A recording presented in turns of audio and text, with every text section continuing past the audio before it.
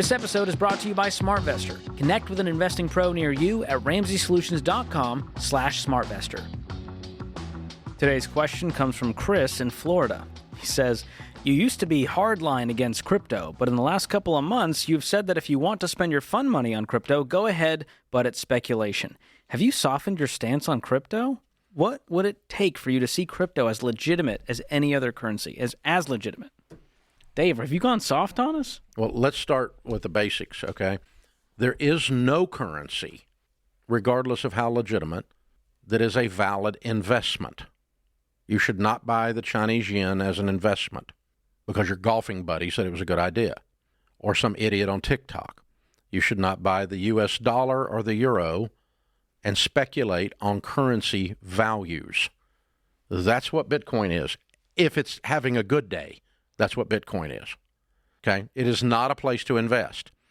If you want to speculate in commodities like gold or silver or wheat futures or whatever future, that's what currency is. You're speculating. You're gambling.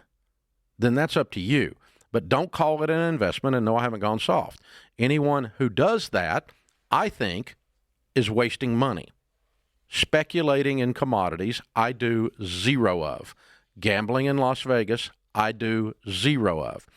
My daughter Rachel, on the other hand, has been known to be at the craps table in Vegas, but she thinks that's fun. I don't think this is fun. It's not. I don't understand it. I don't think it's fun. I've got a buddy of mine put, he put $10,000, and he's worth about $40 billion or something. I don't know what he's worth, $1 bazillion. And he put like $10,000 into crypto just so he could make fun of me, because he knew it would get a rise out of me. And I'm like, you're an idiot. You just put $10,000 on red and spun the wheel. But he got the joy of getting a rise out of you. So it's worth $10,000 to him, him, apparently. Yeah. He wanted me to call him an idiot, and I did. So he goes, I got more money than you. I know you do, but you're still an idiot. You just wasted $10,000. Yeah, Dave would call you an idiot for free. You don't need to drop $10,000. I would have done it for talking about it, but you don't even have to really lose the money to do it. But that if that brings you joy, and you want to speculate, you want to gamble with some of your money, a small portion of it, then do it. But that doesn't change the fact that I don't think it's smart. So I don't know. That's always been your stance. I think we just, as it comes up more, we always go, hey, we're not mad at it. We're not going to yell at you for doing it, but realize what you're doing is speculating, and don't make it a big portion of your world or your net worth or your investment strategy. The problem comes in when you substitute the word invest. That tells me you put a large portion of your life into this, and you're getting ready to screw up your whole freaking life because you're an idiot. That's where your problem comes in. Okay? So, no, I haven't softened on that at all. Now, what does it take for me to call Bitcoin a legitimate currency? It needs a longer track record that is stable. Okay? Let's go to an example. Okay? I have some money on my shelf that a friend of mine, the Special Forces, brought back to me that has the picture of Saddam Hussein on it. It was Iraqi money in the former regime that we went in and took out. Special Forces guy cleans out a room. There's a bunch of stacks of money that's basically worthless colored paper now, right? Because that regime is gone. Now there's a whole new government in Iraq, right? There is a currency in Iraq today. I don't even know what it's called.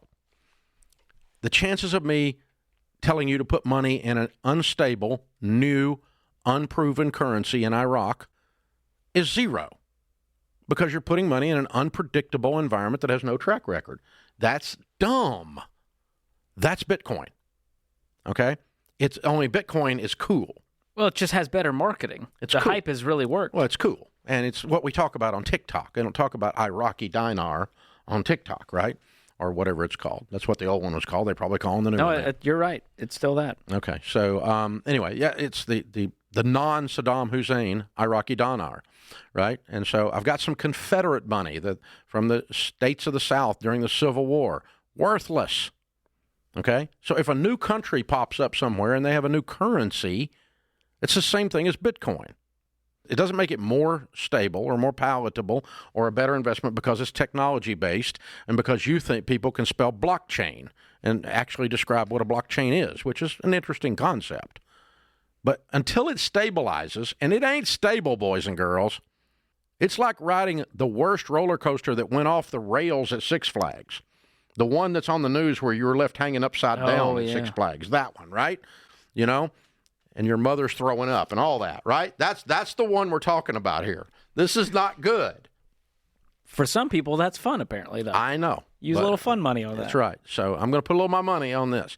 But, chart the volatility of Bitcoin and then smile at me with a serious face and tell me this is a solid investment. And I'll tell you, you're smoking crack, okay? Because it's not. It's all over the freaking... So when it stabilizes, I think it will. I think it's here to stay, and I think it'll be a legitimate form of transferring goods and services. Okay, at some point, I think it's here to stay. I think it's not a bad concept. It's not an investment for sure, and it's not a stable currency for sure. So no, I haven't got soft on it at all. I've actually gotten better at trashing it. I mean, the longer it's been around, and I feel like your stance since the beginning has been this way. So I don't think you've changed your stance.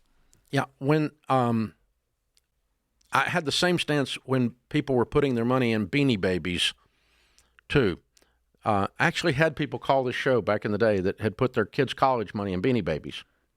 How do you, they just took the money, bought Beanie Babies. Beanie Babies were quite the rage. And thinking, well, it'll go up in value. You couldn't get the Princess Di Beanie Baby. Oh, that's right. And it's on eBay right now for $10,000. But it's never sold for $10,000. But it's listed for $10,000. My dog came through the house the other day with one of them in its mouth, but none of them have ever produced any value. So it was a fad. It was a thing. Everybody got wild about it. Cabbage Patch Kids, whatever you want to go to next, Xboxes, whatever you're going to line. Pokemon what are you cards people going to line up at Walmart for next year at Christmas, right? And so that's what we're dealing with. That's the thing. So you're hoping the next person is willing to pay more than I paid. That's not an investment. That's a commodity.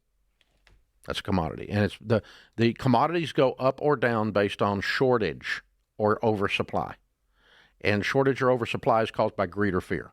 So what you're doing is you have too many people chasing too few goods, drives the price up. Basic supply-demand curve from 7th grade econ.